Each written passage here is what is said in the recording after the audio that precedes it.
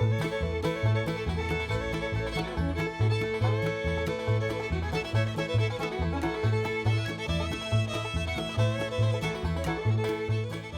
going on, guys? Welcome back to RC Everyday. This will be part 2 of the Old Red TF2 restoration, I call them. So we got the chassis all torn apart, rebuilt, Loctited, rusted, and yeah, making some changes.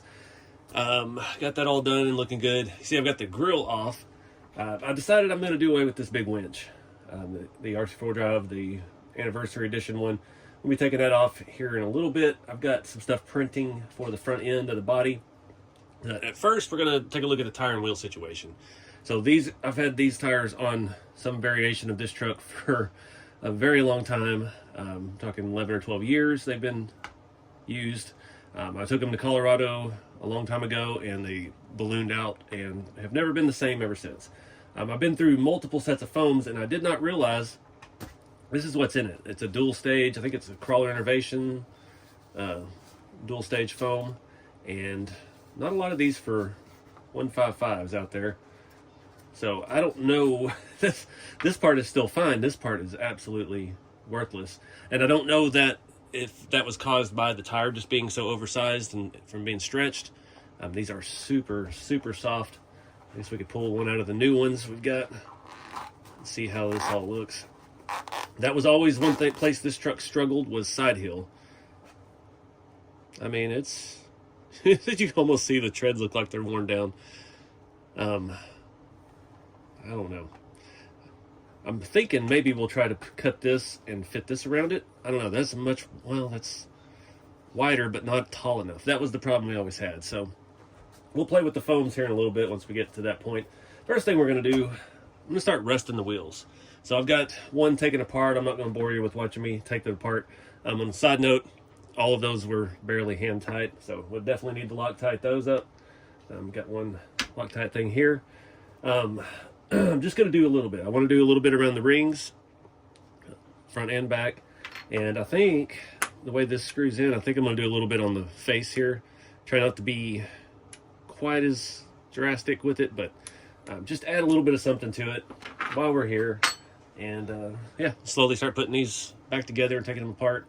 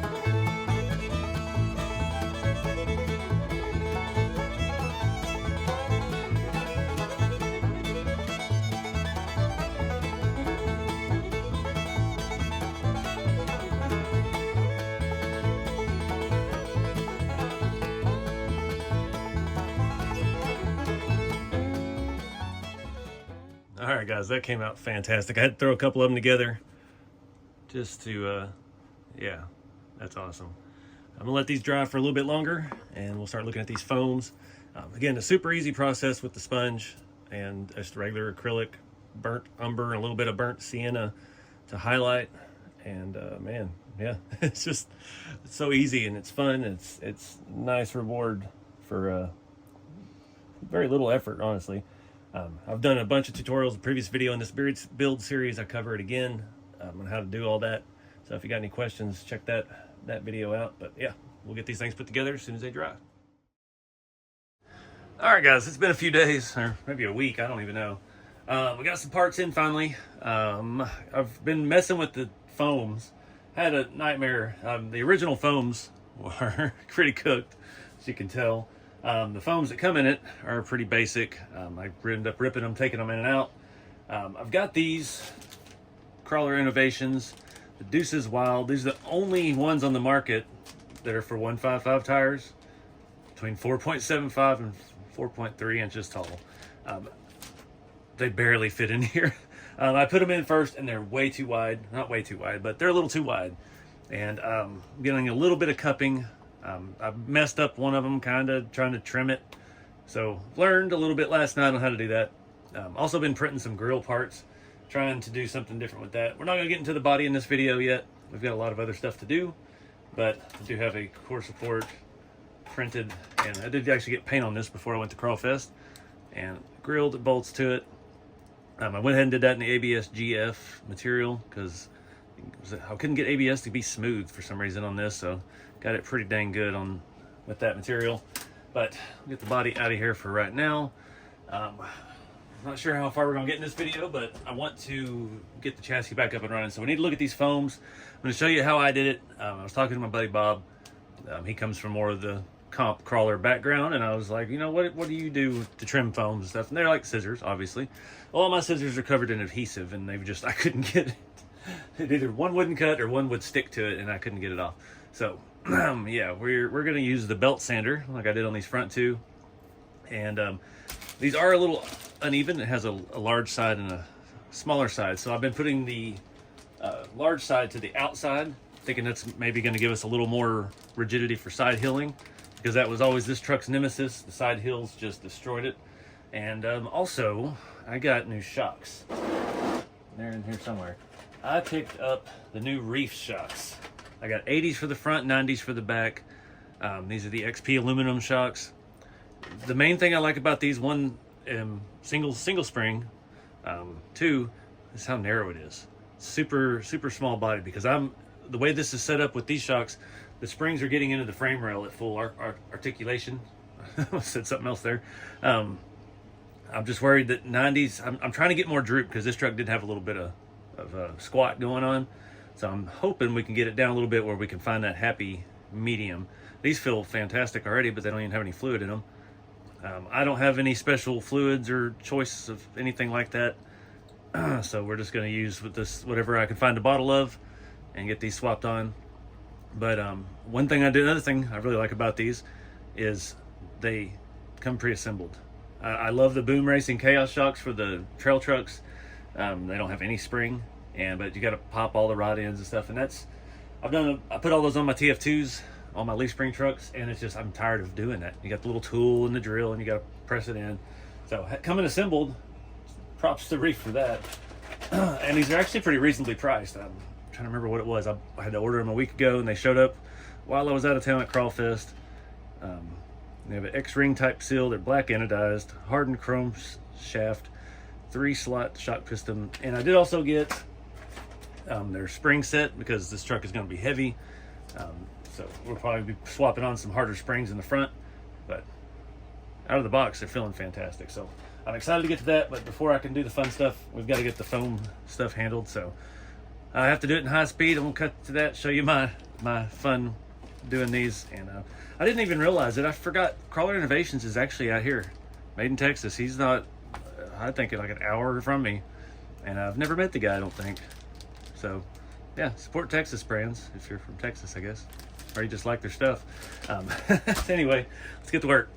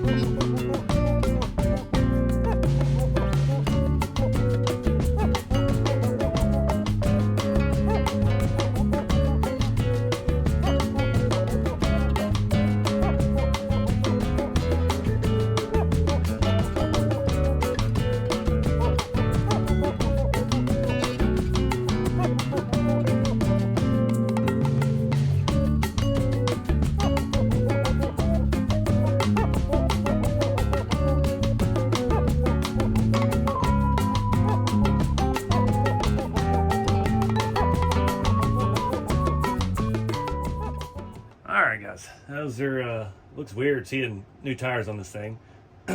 Literally seen it with the same old tires for over a decade. I'm thinking about other stuff right now. I am going to remove this winch. I'm going back with a smaller winch and hopefully actually have it functional. That's the goal anyway. So we need to move on to the shocks. I am worried we're not going to have enough spring. So it comes with yellows on it. Yellows, medium, feel pretty soft. The reds are red because it means danger. It means they're way too soft. And we got blues. We'll see how they go.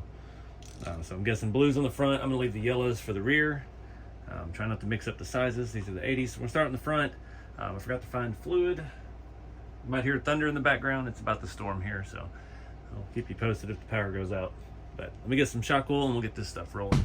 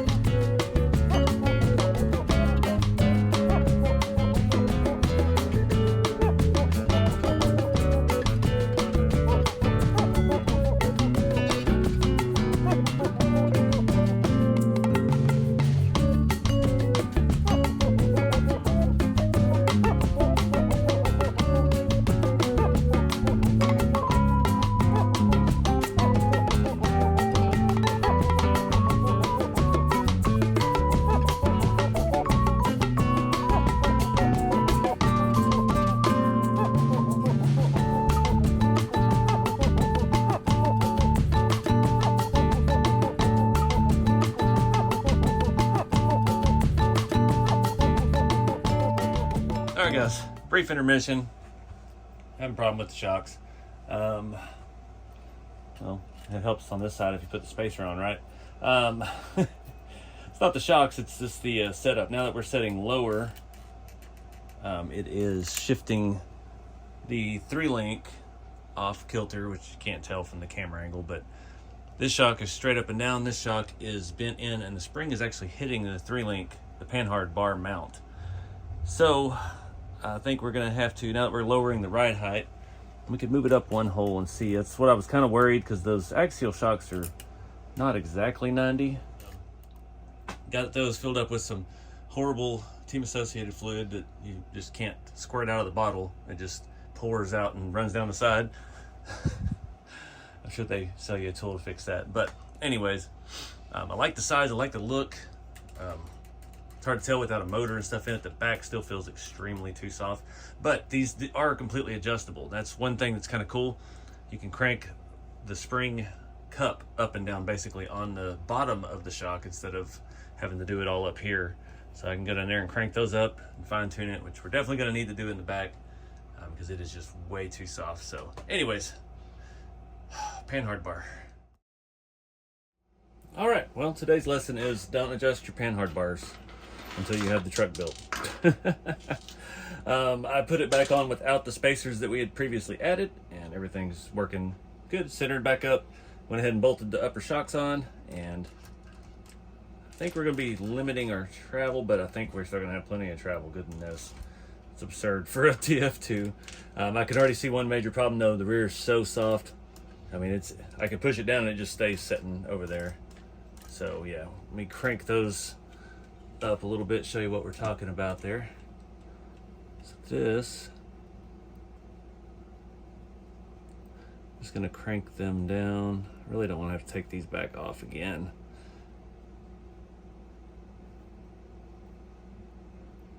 Come on. I didn't take these apart yet, but I'm gonna put it right flush with the bottom edge of the rod end. That's taking, oh shoot, a 1/4 inch out of our spring compression. Hopefully doesn't do too much.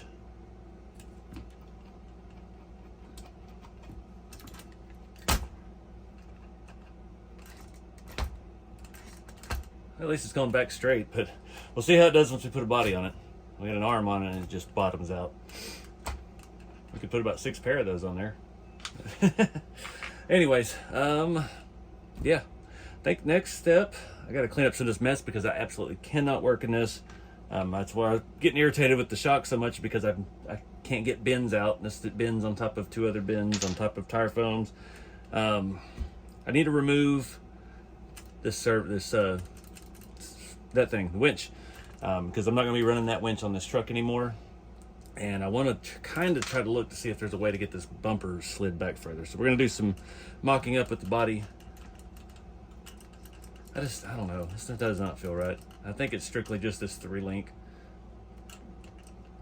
I don't know. Anyways, all right, guys. Got the other winch out. Luckily, I did not mess that one up too much. Shaved a little off the front.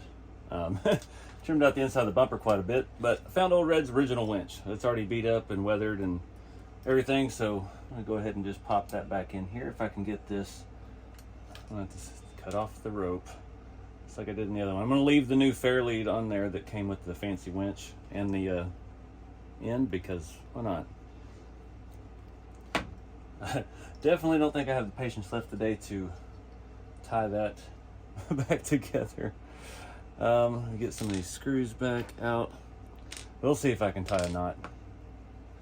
Usually have trouble with it even on a good day.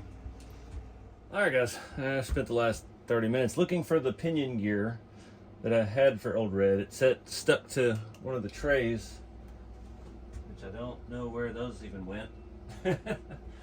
I think I stole that one for another one when I got it running.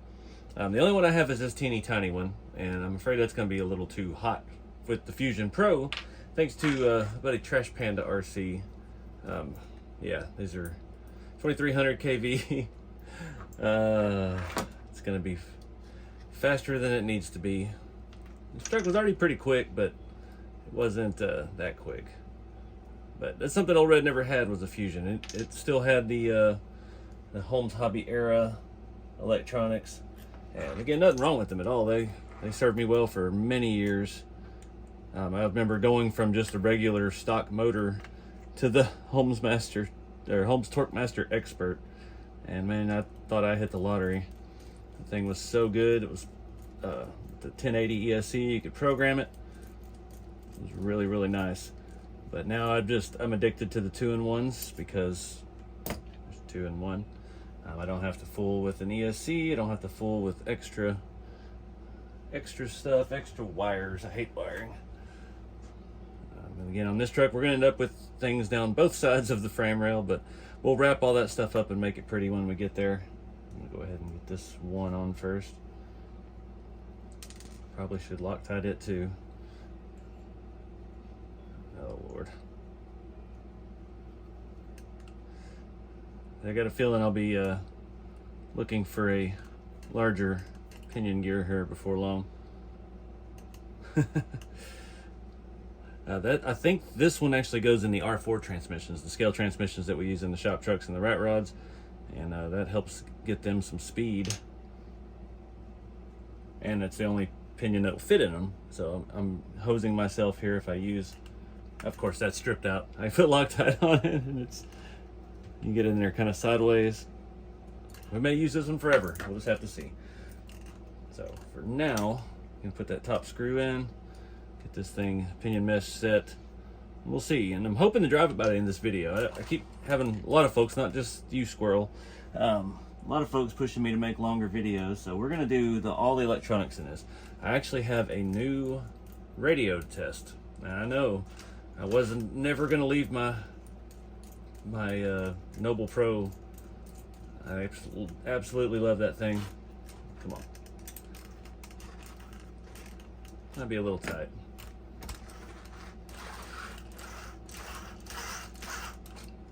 Feels all right. I wasn't gonna leave my Noble Pro, and I'm not planning on leaving it, but I got a new one to test, and it looks promising. Actually, looks really promising. It has a lot of great features, and it's cheap. So you guys may enjoy seeing that here in a little bit. I guess I will go ahead and wrap up this stuff. I do have, well, we'll figure out where to put the receiver. The new radio is 10 channels, and it's affordable. I wouldn't say cheap because I don't know, I haven't got it out of the box yet. But it is a 10-channel system. I'm thinking, I wonder, like we did on the dump truck where we made the actuator on a little 3-position switch, could we just put the dang winch on one of those and do away with the big giant winch controller? I don't need it to be wireless. It would be better for me actually if it's on the radio. Let me get one of those switches and see how different these plugs look. Alright guys, moving on. I forgot, I remember the whole deal with that actuator and that little doohickey, and yeah, that's not gonna work. So, this is a new radio. This just came out. It's from Sense Innovations. They come from AGTs, which I have an affiliate link below if you're interested in something like this. We'll see how this thing shapes up. Now again, I've hated electronics my entire life with RC stuff anyway. I was so happy back, it's been a little over a year now since I switched from the Spectrum junk, I'm gonna call it, to the Fusion, or the Fusion. It's about the same time I switched those two. The Noble Pro, the NB4 Plus, whatever you want to call it. Those things are fantastic. It's so easy that I could figure it out. So this was sent to me to see, because this is a leap forward as far as, I'm going to say entry level. This is $150 retail through AGTs right now. It's in a little package. I'm curious to see the size of it. I mean, you get stickers with pictures of it. That's kind of cute. I know nothing about it other than what's on the box. We'll cover some of that before we get too far into this. So, key features. It's got a 3.13-inch LCD with wide viewing angles, accent lights with 7 adjustable colors, so you can look snazzy on your night crawl. 40 model memory. For an entry-level radio, that's pretty dang good. Audio vibrate alert, customizable model setup, USB-C compatible, Wi-Fi connectivity for updates, and powerful programming capabilities with 12 switch trim knob options available for programming. So those 3 of those things are really important. The programming capability, as long as the software side of it is simple and easy to figure out, that is fantastic for a $150 radio. The USB-C, it means it's got a what did it say, 2600 lithium-ion battery, so it's rechargeable. There's no more AA's. That we should not have AA's in any RC components anymore at this point in time. I don't even care if it's RTR. We're well beyond that. And 10 channels with telemetry.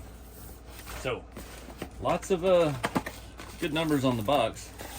Start dumping stuff out. I like these little silky bags. They're a little bougie. Oh, I was curious how small this thing is.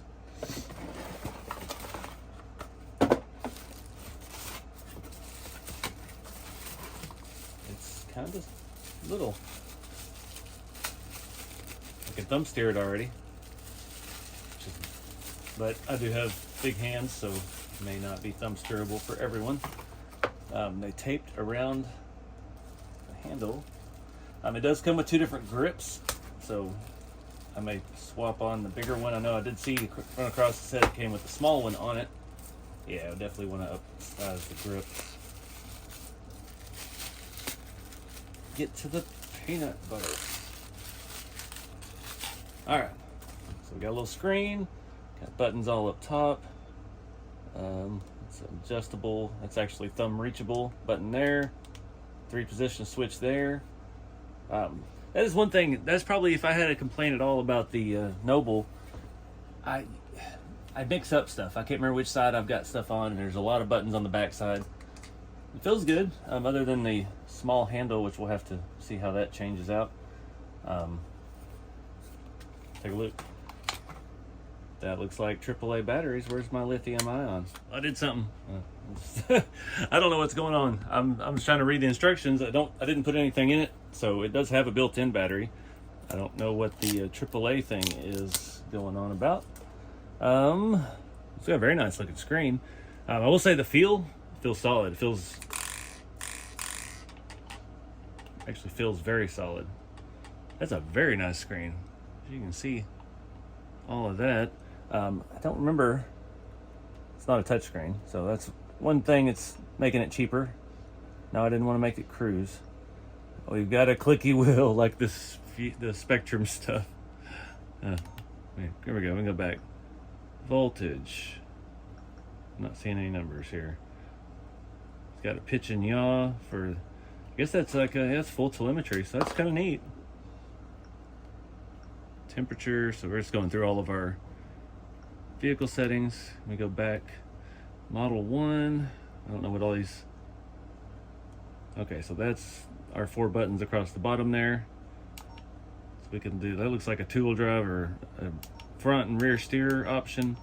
4 low, 4 high. So it's set up basic functions there. All right. I was really, well, you should have seen what was. I saw red when I opened that and saw AAA's. I'm never buying another small battery. It's got a built-in flashlight. You just double press the power button here. Boop.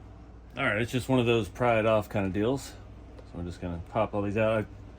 Stupid me, didn't think to look at the replacement one there. See what this battery looks like in here.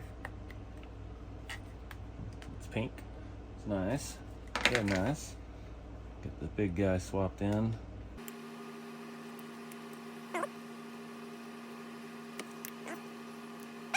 Much better. So I do like the feel of it. Like I said, it feels very good in your hand. I'm still not over that. That almost gave me a shock. I was about to start sending angry emails to AAA batteries, so definitely over it now. I'm gonna go ahead and put this on here because I don't have any good lanyards at the moment. I don't know how else to do this other than just, I'm gonna install this in the truck and we'll just start taking a look at it from there. Start seeing how we set everything up and go about it that way.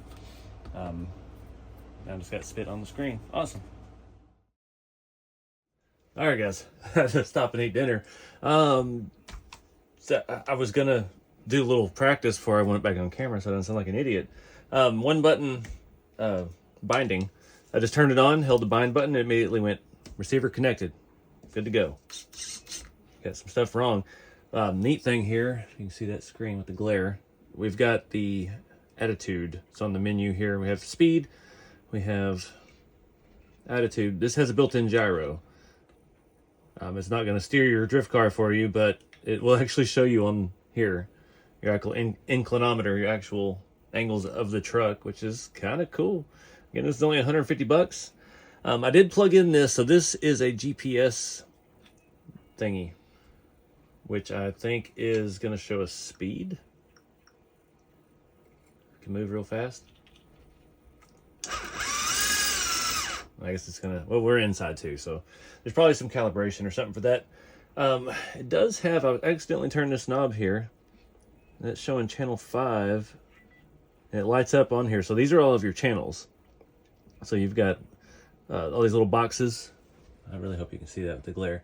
You got all these little boxes here, and you can program each button for that, for what it is. So they're in order, I'm assuming. You got A, B, C, D is the ones at the bottom. So let me figure out here how to change our steering direction. EPA left. Okay. Oh, wow. There we go. All right. Reverse. So now we can scroll back up to that. Sorry, let me get you on camera. EPA right. We can dial that back. Oh, let me click on it. We're getting all into that link over there. Dial that back further. Let's try 80. Okay. 77. There we go. So now we'll go up to EPA left. Dial that back. Not up, back. Back. Just do the same thing. That looks pretty good. I don't know what DNR is.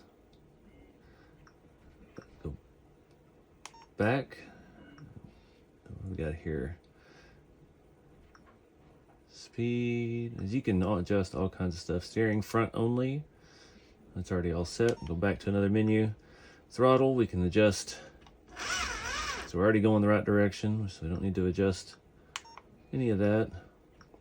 But it gives you all the same options. You can set a lot of different things. Set the brake.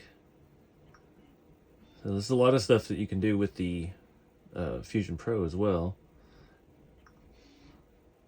You can set a cruising speed. You hit A, I know A is cruise. Let's turn our cruise down a little bit. Oh my gosh, this is the slowest crawl. How cool is that? The thing is just walking. All right. See, that's all it took for me to learn electronics with RC stuff is put a dang screen on it. Not a dot pixel screen. What other mode? Throttle, follow, menu. Okay, well, let's go back. Cruise, we got idle up. NT brake, I'm not sure what that is. We can mix our brake with other things. And we have boat settings. Let's go back to this. Key. Oh, here's our programming. Okay, so here's our switches. VR1 is set up for a winch. VR1 is this dial right here. So can I just plug in the dang winch? All right, well, I don't know why I try that every time. You gotta have a winch controller, but at least we've learned our way around a little bit. So we're back out of this stuff. We've already got our endpoint set. Check that other side a little better. Might still be hitting a little bit, but I'll allow it. Let's see. Go back to this. Curious to see if we got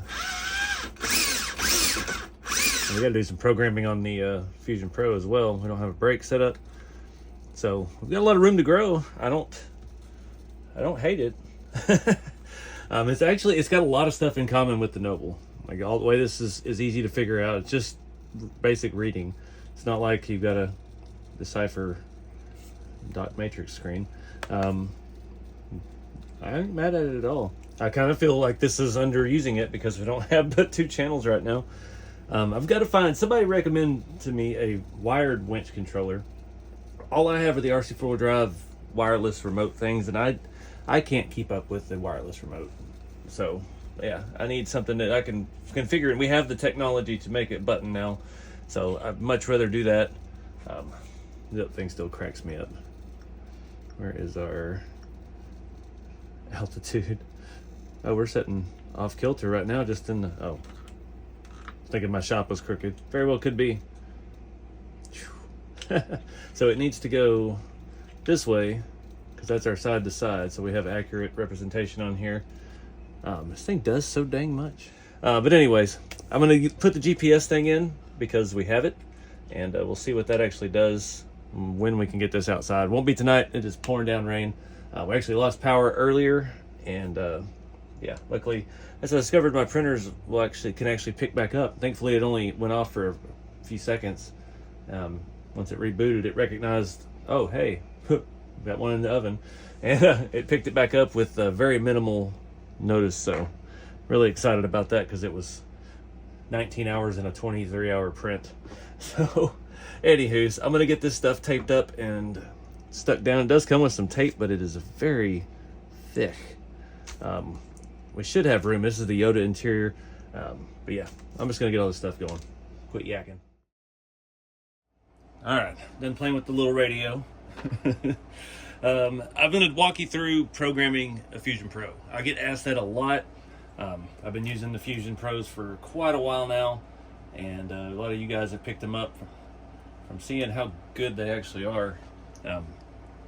There's different options. So the SE, I've not messed with the Elite. I've heard from friends that it has even more programming options. I have not done that. The Pro has different. So the card's universal, and when you buy the thing, it comes with the sticker that goes on it. So the Pro, this is still for the quick run crawler brushed. That's for the 1080. I just reused the card. So you take your connector here, you pull that little rubber plug out, and you plug it in. Make sure you put it in the right direction. I got a fly in my face. And then when you power it on, plug your battery in. If you power it on, it comes on. Pops on and it just shows you numbers. So you just go through and read all these and it gives you options. So I'm going to walk you through what I do on mine. So running mode, you have forward, reverse, brake, normal mode, and then you have 3 forward, reverse, normal mode. So I always put item 1 on 2 because I like to have the drag brake and the brake settings and stuff, which you want with a crawler. Then you hit item, move to item 2, lipo cutoff, or lipo cell. So you can set it specifically for, its default into 1, it'll work on a 2 or 3 cell. I always go ahead and put it, because I don't have any 2 cells, I go ahead and put that on a 3S. Item 3 is the cutoff voltage. It's just, you can disable it altogether. You can have low, medium, or high. When stuff I don't know about, I kind of put it in the middle of the road, so we'll just do 3, which is medium. Thermal protection, the heat cutoff has 1 and 2. That's the higher temperature already, so we'll leave that there. Motor rotation, we're already going the right direction, we've checked, so it's already in counterclockwise, we'll leave that. So this is a big one. Number 6, BEC voltage. So you can send 6 volts or 7.4. Running these Reef servos, I always want more power. Not going to a direct power unit for TF2, obviously, so that's where we're going to leave that. It's already set to 2. Number 7, drag brake stuff starts getting tricky because that's kind of personal preference, and this is going to be the stuff you want to come back and fine tune. This is set on 5, which is level 4. Makes sense.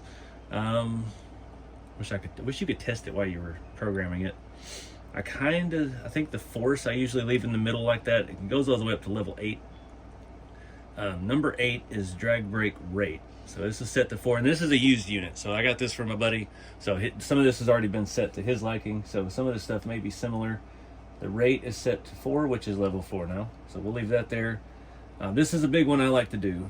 Number 9 is max reverse force. So I had a bad tendency at events for a long time to be sitting in line waiting for something and hit reverse, or it would get bumped on me or getting phone out of my pocket or something. So it's set for 3, which is 75%. I'm going to bump that back to 2. 50%. That way it won't go wide open. It'll at least, you might have a little time to react. Number 10 is maximum brake force. This one is set at 60%. That seems good. I think the other one I set at 50. I couldn't really tell the difference. RPM decrease rate. I don't know exactly what that does. I'm guessing when you let off the throttle is how fast it slows down. It's another thing I kind of just run in the middle of the road. We'll do that to number 5, which is level 5. That one goes all the way up to 9. And number 12 is the punch, and that's how responsive the throttle is, which again, you don't necessarily need it super punchy with a crawler, so we'll leave that in the middle. And number 13, the neutral range. This one's set in the middle as well. Works for me. So then once you get to that point, you just don't press the reset button ever, because then you'll lose all your settings. Press OK, and it flashed. Basically, you're flashing your ECU. Do it again just to make sure, and you're ready to power off. If you hold the power button off. Unplug it. Put this silly little thing that fits really tight back in there so you can keep water out of it. And we'll power it on here. See how it does. Turn the radio on.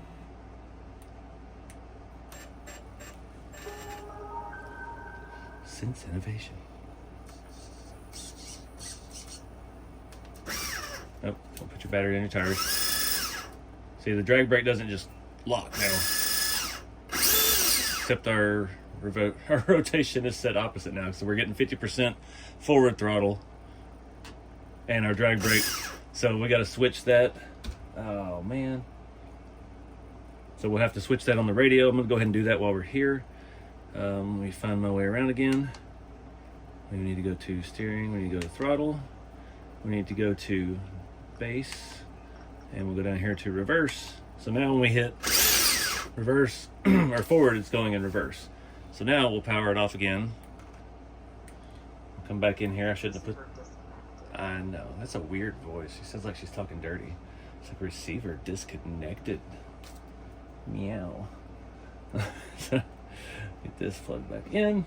Power this back on. Thank you. She's happier about that. And then we'll go back down here to item, where was it? Motor rotation, item 5. Item 5 is set for counterclockwise, which we should have known. Change that to value 2. Okay. Program. Power off. Receiver disconnected. Cracks me up.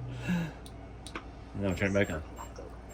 So now when we hit forward, wide open, then we hit reverse, we get our brake, and then we got 50% reverse throttle. So it's the same thing you want, but with extra steps. So that's how I do it. And again, depending on what vehicle it's going in, you're going to want to do different things. But that's the basic setup. I have all of my Fusions set at in all my trail trucks, and it's been working out pretty good. I haven't rear-ended or backed into anyone or done anything too stupid. So did this little quick test run around the shop, and I think I'm gonna have to wrap this video up here. We've got a lot of body stuff coming up. I'm still trying to find some parts. I think we're gonna be okay with our pinion gear now. It doesn't seem faster than any normal, so I think we're good. We need to put it on the ground, see how these shocks handle the torque. One thing real quick, I did want to say, the program cards, I believe you can get them online through like Asia Tees and places like that separately, but you can find sometimes the bundles. Like I bought this at an event, 1080, and it came with the programming card. I've got a few. I was keeping one for that, and I have one for the SE.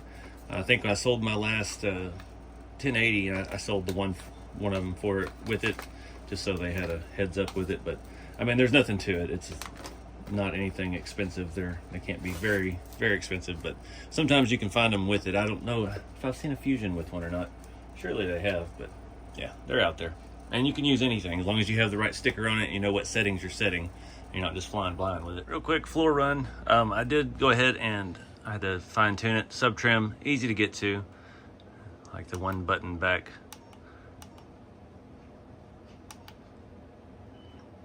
Let's see if it shows. That's our voltage. I'm looking through the camera. Where is... We can see how crooked our body is. That's cool. So we're leaning 1 degree and pitching 7 degrees. How about our speed? I'm guessing there's something else to do with that little GPS thing.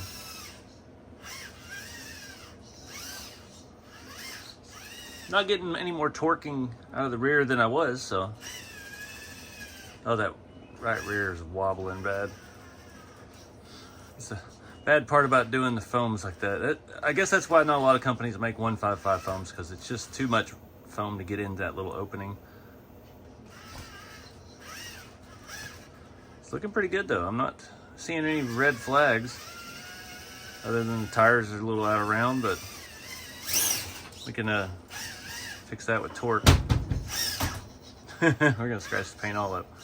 I'm gonna do a speed run. This truck never was quite that fast before. So here's laughing. This is why that bumper is broke.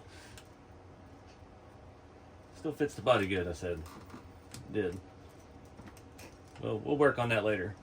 So, turn all this stuff off. Receiver disconnected. She's so disappointed. It's kind of handy. It's got a little flashlight. It's neat. All right, turn that off. Turn that off. So the AAA battery thing, it is a backup. So in case you run dead, you have regular batteries inside of it. It will not charge the AAAs from what I was reading. It's still pretty cool nonetheless. I've got to do some more research on that GPS unit and figure out what, how and why, and all the stuff you need to know about that. But I think the shocks are a win. I like these shocks. I think they fit, they look good, they look scale. For one, they look scale. They don't look like giant, you know. If you had an SCX-10 shock on an actual Toyota truck, the springs would look like they're this big around. So these are a lot more scale. I don't know if that's what Reef intended to do with them. I think he just wanted to put some nice new shocks on his nice new crawler that he made. But nonetheless, here we are using it on scale stuff. So I picked those up from Reefs.com. They were not, I can't remember exactly how, because I bought them a couple weeks ago. They were not that bad. They're really not that expensive compared to every other shock on the market. And yeah, I'll keep you posted as to the fluid situation, if it all stays inside or not. And yeah, I'm digging it. We got the winch back on. We've got our electronics pretty dialed in. You can see I left a little bit of a mess here. I need to think about inner fenders for this truck. I hate the Lexan ones. They just never stay put. I don't have any Lexan paint. I think they come painted now though. I don't know. I have to look and see what RC4 Drive has to offer these days. But yeah, it's looking good. They got all the rust and everything in the last video. Old Red's special truck. We're gonna really just got its own radio. I mean, they're treating it pretty good. So the next video we'll start looking at the body. Let me give you a little sneak peek of some of that.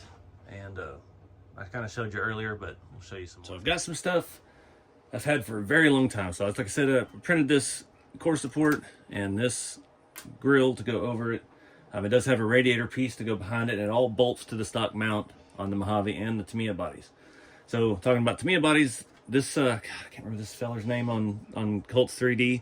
He makes this a bunch of different pieces. I spent a week trying to print it separately. I wanted to have it where I didn't have the grill and I just had the light housings, and there really wasn't a way to attach them very well, and it just wasn't working out. I wasn't keen on switching this back to a round eye because it was a square-eyed truck, but I found all this stuff. So I've actually got an original, or not original, but one of the re-released to me of the round headlight assemblies and marker lights and stuff that will bolt to this. And then I have some CC hand lenses. These are old. That's still like printer paper. That's way back in the day. But these are, you're not gonna be able to see it till I get them out. They're kind of yellow, and they have a super scale print on them, or texture on them like an actual headlight. Radiators down here in the bottom, but also have these seats. I'm hoping they're not gonna be too tall for our new interior, but I'm afraid they're gonna be, because yeah, they would probably, I don't know, we'll see. My buddy Chad gave me these, and they're pretty detailed. There's MOLLE panels that go in the back with bags and stuff. Super cool. These are 3D print. I can't remember where they're from. Somebody will probably recognize them and mention it in the comments, but that's the plans. I don't know what we're going to get to in the next video. We still have to rust the entire body. So maybe we can at least get the core support and the grill going. And we had that whole interior that we did with the RC Model X truck. So we're kind of getting to that. It's funny, the thing I tried to do for this truck is going to be the last part of it we get to, but anywho. So these little things are from Asia Tees. There's an affiliate link in the video description if you want to check them out. The retail is going to be about $150. The receivers, I asked about the receivers. I haven't heard back yet. This just came out. This launched 2 days ago. Yeah, it seems like a pretty stout unit for the price. I'm curious about two things. How much the receivers actually are. I'm guessing they're going to be around 25, 30 bucks. Kind of the going rate for a receiver. Also the battery life. I want to know how long this battery is going to last. So once we get done with Old Red and actually get to go out and drive it, I don't know where I'm going to drive it at yet, but we'll figure out a way to test this out and see how long this thing lasted. It did come fully charged out of the box. I put it on the charger for a minute, didn't do nothing. Your battery indicator is the bar right here. So seems pretty intuitive. That's the thing I like. It's, yeah, the clicky wheel feels solid. It's not going to go out on you in 3 months. Spectrum. But anyways, I'm going to wrap it up here. I appreciate you guys watching. I appreciate all the folks that have gotten back into it here recently. It seems like, man, event season started and everything's just taken off again. And yeah, appreciate your support. Thanks for watching, and stay tuned for more to come on Old Red. I'll see you guys in the next video.